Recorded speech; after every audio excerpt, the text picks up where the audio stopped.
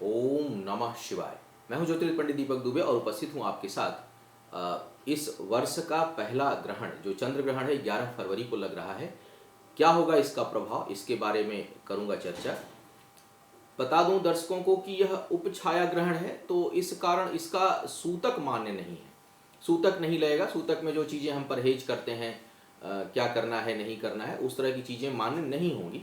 लेकिन ग्रहण लग रहा है, एक घटना घटित होगी, बहुत करीब राहु और चंद्रमा रहेंगे एक दूसरे के, तो उसमें जो है वह यह घटित हो रही है घटना, और राशियों पर इसका प्रभाव अवश्य पड़ेगा।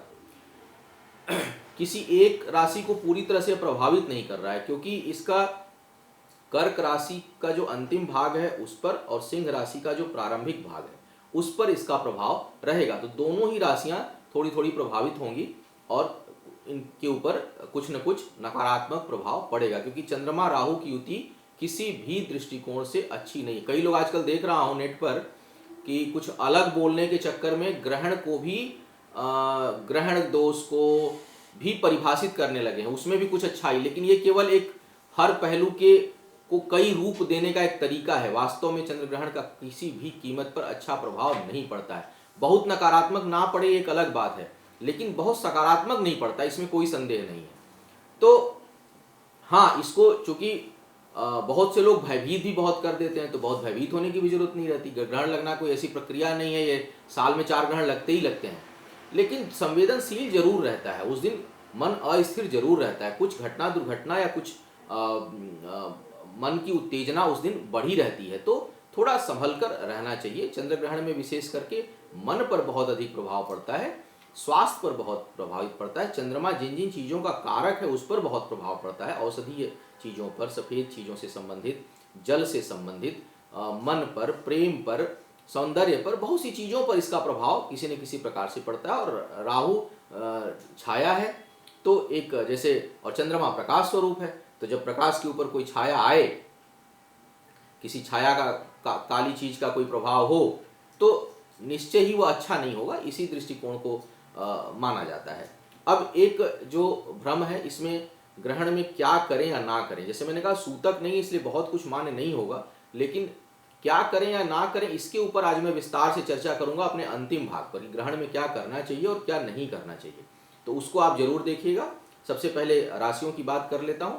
हाँ, एक चीज और बता दूं कि भारत में यह दूरबीन से दृश्य होगा। लगभग सूर्योदय के आसपास यह ग्रहण लग रहा है। भारतीय समयानुसार सुबह 4 बजकर, भोर में 4 बजकर 4 मिनट से 8 बजकर 23 मिनट तक सुबह इसका प्रभाव रहेगा। और लेकिन पूर्ण ग्रहण यह नहीं है, इस चीज़ को आप कहीं जान लें और मान लें। दूसरा, मेरा जो प्रेडिक्शन होता है वह लग्न पर आधारित होता है, तो लग्न को ही आप आधार मान करके चलें, क्योंकि उसी के अनुसार मैं भावों की गणना करता हूँ। चंद्र राशि आपकी क्या है उसके आधार पर मैं गणना नहीं करता हूँ। तो देख लेते हैं कि क्या क्या है राशियों के ऊपर प्रभाव एक एक करके। अब मेष वालों की बात अगर किया जाए, मेष वालों के लिए देखा जाए तो चतुर्थ और पंचम भाव को यह प्रभावित करेगा। इस कारण सुख सुविधाओं में कुछ कमी आप महसूस कर सकते हैं। माता और संतान को कष्ट हो सकता है, शारीरिक कष्ट, मानसिक कष्ट इनको पहुंच सकता है। शिक्षा और प्रतियोगिता में, अच्छा एक चीज और बता दूं, चंद्र ग्रहण जो है इसका प्रभाव वैसे तो 30 दिनों तक बहुत अधिक रहता है, लेकिन उसमें भी 15 दिनों तक बहुत डेंस रहता है। तो इसका जो परिणाम है वो आप कम से कम 15 दिनों के लिए मान के चलें कि 15 दिनों तक यह प्रभाव इन सेक्शन पर डालेगा। तो शिक्षा प्रतियोगिता में यदि कोई भाग लेने वाले हैं तो उसमें कुछ कठिनाई होगी, या बहुत अधिक प्रयास के बाद आपको सफलता मिलेगी। संपत्ति की हानि का भी योग बनेगा, तो कोई कोर्ट कचहरी में कोई मैटर हो, कोई मुकदमा हो संपत्ति से संबंधित, या कोई छोटी संपत्ति हो या बड़ी संपत्ति हो, उसकी हानि का योग इस दौरान बन सकता है। तो आपको थोड़ा सजग रहना है और सचेत रहना है।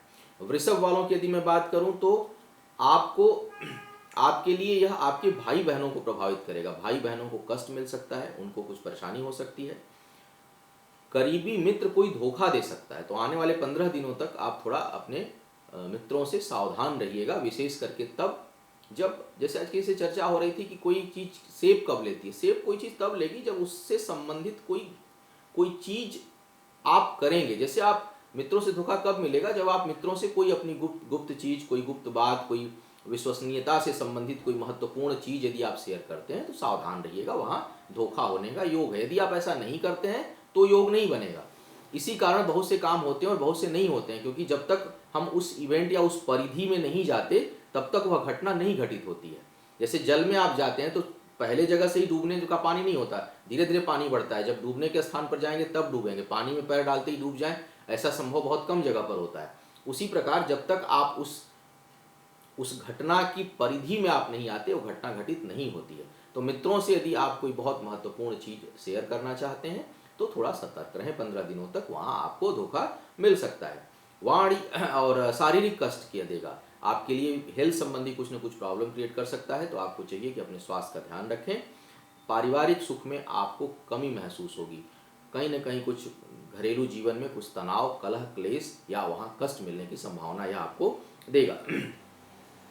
मिथुन वालों की यदि मैं देखूं तो इस समय धन हानि हो सकती है। तो धन के मामले या आर्थिक मामलों में आपको संभल कर चलना है। फैसले बहुत सोच समझ कर लीजिएगा, क्योंकि यह आर्थिक हानि का योग बना रहा है। करीबी लोगों से वाद विवाद हो सकता है और आपकी वाणी दूषित रहेगी, यानी कुछ कड़वा वचन बोलेंगे। तो कोशिश करिए कि आप खराब ना बोलें, क्योंकि खराब बोल करके आप विवाद मोल लेंगे और उससे कोई लाभ नहीं होने वाला है। स्वास्थ्य के लिए भी कुछ न कुछ परेशानी यह उत्पन्न कर सकता है। चंद्रमा चूंकि इम्यूनिटी देता है, इम्यूनिटी का कारक है हमारे शरीर में और औषधि का कारक है, तो आरोग्यता देता है और औषधियों पर इसका प्रभाव है। चंद्रमा दूषित होगा तो बहुत से लोगों को स्वास्थ्य संबंधी समस्या इस समय उत्पन्न हो सकती है। छोटी हो बड़ी हो ये अलग बात है, लेकिन अब बाकी दशा अंतर्दशा क्या चल रही है, अब उसी में किसी की मार्केज की दशा चल रही हो, ग्रहण योग में जन्म भी हुआ हो, कहीं अष्टम भाव से संबंध बन रहा हो जन्म के स्थान पर, तब अगर ऐसी स्थिति उत्पन्न होती है, या जन्म के समय जहाँ चंद्रमा राहु रहा हो उसी समय अगर आ गया और वो जगह वहीं पर है जहाँ इस समय ग्रहण लग रहा है, तब यह बहुत अधिक प्रभावी हो जाता है। तो इसलिए बहुत से लोगों को इसका आवेग कम होगा, बहुत से लोगों को अधिक होगा, लेकिन कुछ न कुछ जरूर सेहत पर यह असर डालेगा। कर्क वालों की यदि मैं बात करूं तो यह आपके लिए भी रोग में वृद्धि करेगा। कोई रोग है तो उसको बढ़ा देगा, नहीं है तो होने की संभावना उत्पन्न कर देगा। तो थोड़ा स्वास्थ्य को लेकर के आपको सचेत रहना है। आर्थिक हानि दे देगा, कुछ न कुछ फाइनेंशियल मामले में परेशानी उत्पन्न कर सकता है, सचेत होकर के चलना है। शत्रु बहुत परेशान कर सकते हैं इस समय, तो शत्रुओं से आपको सचेत होकर के रहना है, क्योंकि कहीं न कहीं वो आपको धोखा दे सकते हैं, आपके पीछे आपको हानि पहुंचा सकते हैं। चोट चपेट लगने की संभावना बनेगी और रक्त स्राव यानी शरीर से कहीं खून बहे इसकी संभावना भी बनेगी। तो 15 दिनों तक थोड़ा आप अपने को कहीं आना जाना हो तो संभाल कर चलें, सावधान रहें, अपने शरीर और सेहत का ध्यान रखें। क्रोध बहुत अधिक आएगा आपको, तो अपने क्रोध पर आपको नियंत्रण रखना है। खूब पानी पिया करिए, चंद्रमा मजबूत होता है, और क्रोध को नियंत्रित रखिए। प्राणायाम वगैरह किया करिए, ध्यान वगैरह थोड़ा किया करिए और शांतचित्त रहिए, क्योंकि क्रोध में रहेंगे तो स्वास्थ्य भी खराब होगा। और जैसा मैंने कहा कि आर्थिक हानि होने का योग बन रहा है, तो हो सकता है कोई गलत निर्णय हो जाए, कोई डिसीजन आपसे ऐसा हो जाए जिससे आपको आर्थिक नुकसान पहुंचे, तो आपको थोड़ा सतर्क रहना है। सिंह वालों की यदि बात करूं तो आपके लिए दिखाई जो दे रहा है वह है अनावश्यक का व्यय, बिना वजह के खर्चे उत्पन्न होंगे। अचानक खर्च का योग बन रहा है।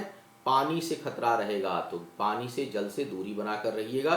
क्रोध और आलस्य इस समय बहुत बढ़ सकता है, कोई काम करने में आपका मन नहीं लगेगा, छोटी छोटी बात पर झुंझलाहट होगी, गुस्सा आएगा, तो इन चीज़ों पर आपको नियंत्रण रखना है। काम में मन नहीं लगेगा, कुछ अनमने से रहेंगे, और इस समय कोई असफलता हाथ लग सकती है, तो असफल हो सकते हैं, आपको सक्सेस हो सकता है इस समय ना मिले किसी काम में। तो कोई बहुत बड़ा काम होगा तो उसको बल्कि बेहतर हो कुछ समय के लिए टाल दीजिए, अन्यथा धैर्य रखे रहिए और लगातार एफर्ट्स करिए, कॉन्टिन्यूअस अपने एफर्ट को बढ़ाए रखिए, नहीं तो कुछ न कुछ असफलता का योग है। पेशेंस रखना पड़ेगा आपको और आलस्य को त्यागना पड़ेगा, मेहनत भी बहुत ज़्यादा करनी है। कन्या वालों की यदि मैं बात करूं तो ग्रहण का जो प्रभाव है वह अचानक आय, पहले इनकम बहुत अधिक हो सकती है झटके से, और फिर बड़ा व्यय, बहुत बड़ा खर्च जो है वह हो सकता है आपके लिए। तो अचानक लाभ और हानि का योग आपके लिए बन रहा है। संतान को कष्ट दिखाई पड़ रहा है, बच्चा यदि है तो उसको कोई परेशानी उसके स्वास्थ्य संबंधी या उसको कुछ न कुछ उसके कारण कष्ट महसूस होगा आपको।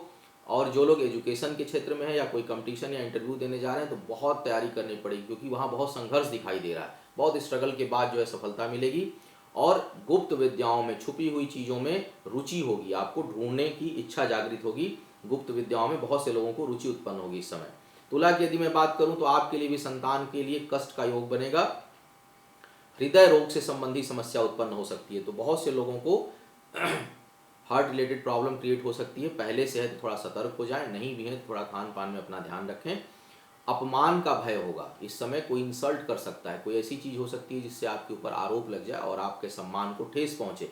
बड़ों से परेशानी होगी और असहयोग मिलेगा। बड़े लोग जो हैं वो आपको बहुत, इस समय जो हायर अथॉरिटीज़ हैं, जो बड़े लोग हैं घर में चाहे बाहर, वो बहुत सपोर्ट नहीं करेंगे और उनके कारण कोई ना कोई आपको परेशानी उत्पन्न होगी अपने काम में। हाँ, धन आगमन हो सकता है, आर्थिक जो है लाभ आपको इस समय हो सकता है, यह एक प्लस पॉइंट है। वृश्चिक वालों की यदि मैं बात करूं तो भाई नौकरी के मामले में बेहद सतर्क रहें। नौकरी छूटने का योग बन रहा है या स्थान परिवर्तन का योग बन रहा है, तो कहीं कुछ लोगों के लिए नौकरी छूट सकती है या स्थान में परिवर्तन हो सकता है। विशेष करके सप्ताह के अंतिम भाग में कोई बहुत जोखिम का कार्य ना करें, भाग्य बहुत सहयोगी समय नहीं है आपके लिए, जो है वह कुछ न कुछ परेशानियां उत्पन्न कर सकता है। भाग्य बहुत सहयोगी समय नहीं रहेगी, इसलिए आप कोई भी ऐसा रिस्क वाला काम मत करिए जिसमें आपको आर्थिक हानि होने का भय हो। धनु वालों की बात करूं तो आपको हेल्थ को लेकर के बहुत सचेत रहना है, बहुत सतर्क रहना है। अनावश्यक का खर्चा होगा। भाग्य भी बहुत कमजोर है इस समय, आपकी भाग्य बहुत साथ नहीं देने वाली है। इनकम में कुछ कमी हो सकती है और रक्त स्राव की संभावना आपके लिए भी बन रही है। शरीर से कहीं खून निकल सकता है, कहीं चोट चपेट लग सकती है, तो इस मामले में आपको सजग रहना है, सचेत रहना है। मकर वालों की यदि बात करूं तो आपके अपने लिए और आपके जीवन साथी के लिए, दोनों के लिए ही ठीक नहीं है। विशेष करके स्वास्थ्य के मामले में, कोई शारीरिक कष्ट के मामले में यह समय अच्छा नहीं है। आप दोनों के लिए ही, स्पाउस पति पत्नी अगर विवाहित हैं तो आपके लिए और आपके जीवन साथी के लिए, अविवाहित हैं तो आपके लिए यह समय ठीक नहीं है शारीरिक कष्ट के मामले में। व्यापार यदि करते हैं, बिजनेस करते हैं, तो उसमें भी आपको सतर्क रहना है, वहाँ हानि होने का योग बन रहा है। और गहरे पानी से बहुत अधिक दूरी बनाकर रखिए। बेहतर होगा कोई जल संबंधी यात्रा हो या नज़दीक जाना हो पानी के, तो उसको अभी अवॉइड करें। कुंभ वालों की यदि मैं बात करूं तो इस समय थोड़ा आपके लिए और लोगों की अपेक्षा अच्छा है। क्यों? क्योंकि इस समय शत्रु कोई है तो वह नष्ट हो जाएगा। कोई भी आपसे विवाद करेगा वह नष्ट होगा। कर्ज चुका पाने की स्थिति आपकी बनेगी। साझेदारी के मामलों में थोड़ा यह नुकसान दे सकता है, वहाँ कुछ वाद विवाद हो सकता है और वैवाहिक जीवन में तनाव बढ़ा रहेगा, यह उसको बढ़ा सकता है। पुरुषों को, विशेष करके पुरुष जातकों को, जो मेल्स हैं उनके लिए मैं कह रहा हूँ, पुरुषों के लिए किसी महिला के कारण बड़ी मुसीबत का सामना करना पड़ सकता है आने वाले 15 दिनों में। तो ग्रहण से लेकर 15 दिनों तक आपको सावधान रहना है। विशेष करके महिला मित्रों से सावधान रहिए, कहीं न कहीं वहाँ से हानि पहुँच सकती है आपको। मीन वालों की यदि मैं बात करूं तो संतान को कष्ट संभावित है इस समय, उसका थोड़ा ध्यान रखिए। शिक्षा के मामले में यह ग्रहण आपको असफलता दिला सकता है, आपको बहुत अधिक प्रयास करना होगा सफल होने के लिए। इंटरव्यू देने से इस समय बचें, क्योंकि हो सकता है कि आप कोई महत्वपूर्ण इंटरव्यू हो तो उसको आप कुछ समय के लिए टाल दें या बाद में जाकर दें, क्योंकि इस समय दें तो शायद उसमें सफल आप ना हों और वह मौका भी आप गंवा दें, तो बेहतर है कि अभी इंटरव्यू ना दें। कर्ज की समाप्ति इस समय हो सकती है, यह एक अच्छी बात है। लेकिन शरीर के निचले हिस्से में कुछ लोगों को सर्जरी का योग बनेगा, ऑपरेशन का योग यह क्रिएट कर सकता है आने वाले 15-20 दिनों में। तो यह था चंद्र ग्रहण का प्रभाव आप सभी के लिए। अब कुछ उपचार बता दूं जो आपको करना चाहिए। जरूरी नहीं कि इसमें सभी कुछ लागू हो, लेकिन बहुत फोन आते हैं कि इसमें कुछ उपचार बताएं, तो मैंने सोचा कि इस बार ग्रहण के में चर्चा कर दूं। हालांकि मैंने सूतक क्या करें न क्या ना करें इसके ऊपर एक अलग से वीडियो दिया था पिछली बार, लेकिन इस वीडियो के साथ इसको दे रहा हूं ताकि आप एक जगह ही दोनों चीज़ों को देख लें और जान लें। पहली चीज़ यह है कि सूतक, यदि जैसे सूतक वैसे लग नहीं रहा है, लेकिन जो लोग फिर भी मानते हैं या माने, उनको चाहिए कि इस दौरान भोजन ना करें। दूध, फल या जूस या सात्विक भोजन आपको लेना चाहिए। और एक चीज़ और बड़ी भ्रांति होती है, बहुत लोग इसके ऊपर बहुत क्वेरी आती है कि जो प्रेग्नेंट हैं महिलाएं वो बहुत भयभीत होती हैं। तो भयभीत मत होइए, आप अपना संयम रखिए। आपके लिए दूध, पानी, चाय, आपको जो लेना है, फ्रूट, दवाएं, वो आपको लेते रहना चाहिए। कई लोग कहते हैं पानी भी नहीं पीना, नहीं, ऐसा नहीं करना है आपको, क्योंकि बच्चे, बुजुर्ग, बीमार, इनको जो है वह, गर्भवती महिलाओं को हमारा शास्त्र भी छूट देता है। तो यह शास्त्रोक्त है, इसमें कोई मैं धर्म के विरुद्ध बात नहीं कर रहा हूँ। तो आपको घबराने की जरूरत नहीं है। आप अपना समय पर दवा लें, जूस लें, पानी लें और बिल्कुल भयभीत ना हो। भगवान का नाम लें। जिस भी आराध्य की आप पूजा उपासना करती हैं उनको करें। कुछ चंद्रमा के लिए मंत्र बताऊंगा, एक मंत्र उस छोटी सी, उसको भी आप बाद में सुन लीजिएगा। इस दौरान जब ग्रहण के दौरान भोजन नहीं बनाना चाहिए, कहा ऐसी मान्यता है तो थोड़े परहेज भी कर लें। हालांकि कई लोग इसको कहते हैं भ्रांति है, मैं बहुत कड़े से नहीं बोलता, लेकिन कई बार देखता हूँ कि जो बुजुर्ग या जो किसी कारण से उसको खोज नहीं कर पाए लेकिन उसमें हो जाता है खतरा, तो चाहिए कि यदि गर्भवती महिलाएं तो चाकू छुरी से कोई चीज़ काटे नहीं, सिलाई वगैरह ना करें, इससे कोई ऐसी बिगड़ने वाली चीज़ नहीं है। तो मैं भ्रांति भी नहीं कह रहा, लेकिन इसके बारे में मैं भी श्योर नहीं हूँ कि इसका क्या एक्चुअल में प्रभाव पड़ता है, लेकिन मना किया गया है शास्त्रों में। तो 2-4 घंटे की बात होती है, अगर ना करें तो उसमें कुछ बिगड़ने वाली बात भी नहीं है, तो उसको ना करें। ग्रहण के दौरान तुलसी पत्ता नहीं तोड़ना चाहिए, तो तुलसी पत्ता आप ना तोड़ें, तोड़ना भी हो तो इसको सूतक लगने से पहले तोड़ लें।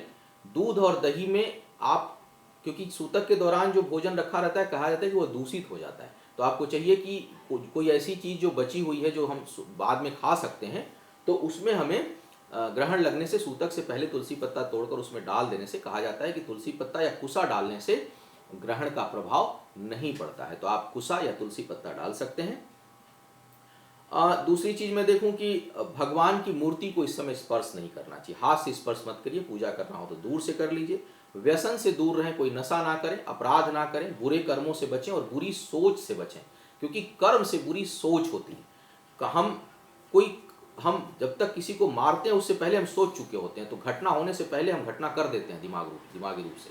तो सोच से आप बचें, बुरे सोच से आप बचें कर्म से पहले। और क्योंकि सोच जो है और ग्रहण के दौरान यदि कोई गलत सोच है तो उस अपराध को, उस प्रायश्चित को 8 गुना बढ़ा देती है, बहुत पाप लगता है। तो आप किसी बुरे कर्म से बचें, बुरे सोच से बचें, इस तरह की सलाह मैं आपको दूंगा। ग्रहण जब समाप्त हो जाए तो भले यह हो छाया ग्रह, लेकिन मैं कहूँगा जरूर कि थोड़ा दान धर्म पुण्य का काम कर लें। उस दिन घी से या खीर से हवन कर लें। अगर कोई रोग वगैरह की समस्या है तो उससे छुटकारा मिलेगा। चंद्र ग्रहण के उपचार कराने के लिए यह दिन बहुत अच्छा है। स्वयं करना चाहते हैं तो भी थोड़ा घी ले लें, देसी घी ले लें गाय का, और थोड़ी खीर ले लें और ओम चंद्राय नमः कहते हुए कम से कम 11, 21, 108 आहुति डाल लें। भगवान शिव की थोड़ी पूजा कर लें। और चंद्र दोष यदि आपकी कुंडली में है, ग्रहण दोष है, विषुकुंभ दोष है, इस तरह के कोई दोष हो, चंद्रमा यदि दूषित हो, तो उसका उपचार भी आप इस समय करा सकते हैं। स्वयं कहीं भी करा सकते हैं। हमसे कराना हो तो हमारी वेबसाइट पर पूजाएं उपलब्ध हैं, हमारे कार्यालय में संपर्क कर सकते हैं, ईमेल के द्वारा संपर्क कर सकते हैं। यदि कोई आप लोगों में से कोई ग्रहण के समय तीर्थ स्थल पर हो तो वहाँ सुबह स्नान करके दान जरूर करें। दान स्वैच्छिक, एक दान पर वीडियो देने वाला हूँ, तो बताऊंगा कि दान क्यों, क्या, कैसे करें, लेकिन आप जरूर वहाँ स्वैच्छिक दान आप स्वेच्छानुसार वहाँ करें। अच्छी अच्छी पुस्तकें पढ़ें जिससे आपका ज्ञान बढ़े। सोच को सकारात्मक रखिए। विशेष करके प्रेग्नेंट जो महिलाएं हैं वे अपने सोच को खूब सकारात्मक रखें, अच्छी बातें करें, अच्छी चीज़ें देखें, अच्छी चीज़ें सुने और प्रसन्न रहें, खुश रहिए उस दिन। तो नाराज़ नहीं होना है, किसी पर गुस्सा नहीं करना है आपने। अच्छे विचार को मन में लाइए और अब सामान्य रूप से अपना नियमित कार्य आप करिए। इस समय भगवान का भजन करना, दान करना, पुण्य का कार्य करना, कोई अनुष्ठान करना कई गुना अधिक फल देता है। तो बेहतर हो कि उस दिन कुछ अच्छा पूजा पाठ ना भी हो तो कर्म भी पूजा है, कुछ अच्छा काम हो जाए, किसी का भला हो जाए, किसी की मदद हो जाए, किसी का सहयोग हो जाए, या किसी के लिए कुछ कोई नीडी है तो उसको हम कुछ मदद कर दें। कुछ भी ना कर पाएँ तो अच्छा बोलें, अच्छा सोचें और अपने काम को अच्छे से करें। तो इस तरह का संकल्प आप ग्रहण के समय लें और उम्मीद है कि ग्रहण आने वाला है, इसका आप लाभ उठा पाएंगे। पहले सूर्य ग्रहण भी इसी महीने लगने वाला है, उसके ऊपर वीडियो मैं अलग से दूंगा। चंद्र ग्रहण पर बस इतना ही। कोई प्रश्न हो, कोई चीज़ हो तो आप मुझे मेल भेज सकते हैं। ग्रहण से सामान्य व्यक्तिगत के लिए तो आप परामर्श ले सकते हैं, आप हमारी वेबसाइट astrotips.in के माध्यम से। और आपका आने वाला समय शुभ हो, आयु, आरोग्य और ऐश्वर्य की वृद्धि हो, इन्हीं शुभकामनाओं के साथ आपसे विदा लेना चाहूँगा। फिर मुलाकात होगी किसी नए विषय पर, तब तक के लिए मुझे आज्ञा दें। ओम नमः शिवाय।